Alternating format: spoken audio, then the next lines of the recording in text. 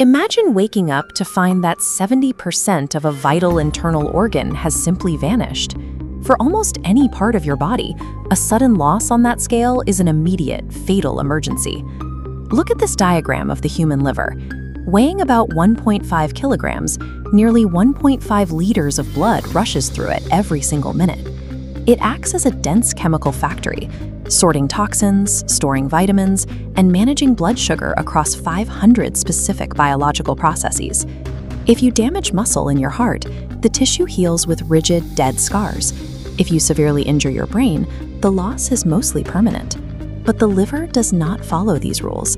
Instead of simply scarring over, it miraculously regrows itself from almost nothing. A living person can safely donate more than half of their liver to a patient in need. Within a few short weeks, the remaining tissue in the donor and the transplanted piece in the recipient completely rebuilt themselves back to full capacity. But that brings us to a strange reality. Despite possessing an organ that repairs massive biological trauma on a timeline measured in weeks, millions of people still die from liver disease every single year. If your liver can rebuild itself from a tiny fraction of its original size, why does it ever fail in the first place? Why do liver transplants even need to exist?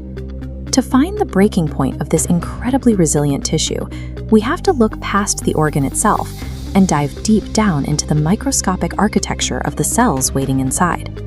The structural foundation of your liver relies on specialized cells called hepatocytes. Most of the time, they do exactly what you would expect adult cells to do: absolutely nothing. They sit quietly in the tissue, acting like an emergency crew waiting for an alarm. This schematic shows what happens when a massive chunk of the liver is suddenly removed.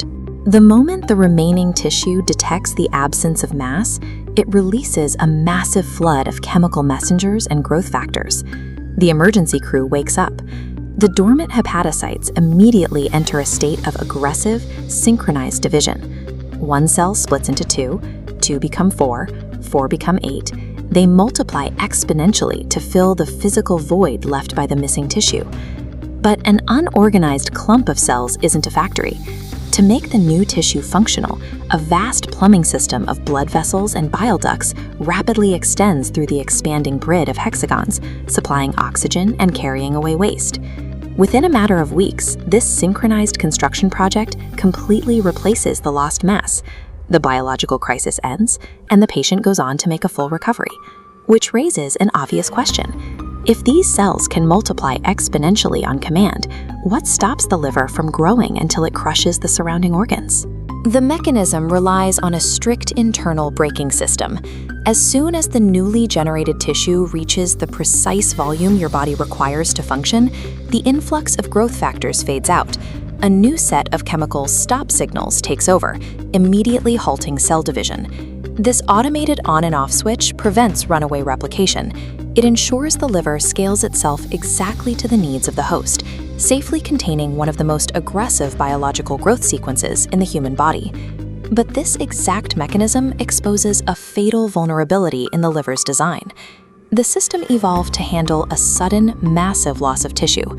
It was not designed to withstand a slow, steady drip of continuous daily injury. Take a look at this comparison. Over a span of years, heavy alcohol consumption, severe obesity, and fatty liver disease subject the organ to constant stress. Fat physically accumulates inside the hepatocytes themselves, triggering widespread inflammation across the entire organ. The liver tries to deploy its emergency crew, but the damage never stops. The cells divide, die, and divide again, until the regeneration process physically burns out. When hepatocytes fail, the body patches the microscopic wounds with stiff, non-functional scar tissue. Because early fatty liver disease often presents zero physical symptoms, a person can walk around for a decade while this microscopic scarring spreads across their liver, completely unaware that their primary defense system is slowly breaking down. Eventually, the accumulation of those microscopic scars forces the organ across an absolute biological threshold, known as cirrhosis. This diagram tracks that structural collapse over time. What starts as isolated, scattered dots of damage slowly bleeds together. The tiny scars merge into a thick, inescapable web, choking off the blood supply and replacing the flexible chemical factory with a rigid matrix. And here is the brutal mechanical reality of cirrhosis. Scar tissue is dead. It cannot process blood, it cannot sort toxins, and most importantly, it cannot divide. Once that rigid web takes over, the organ is physically trapped. The liver's ability to rebuild itself is permanently neutralized, and without an external transplant from a living donor, the body simply runs out of time. But that grim outcome is entirely preventable.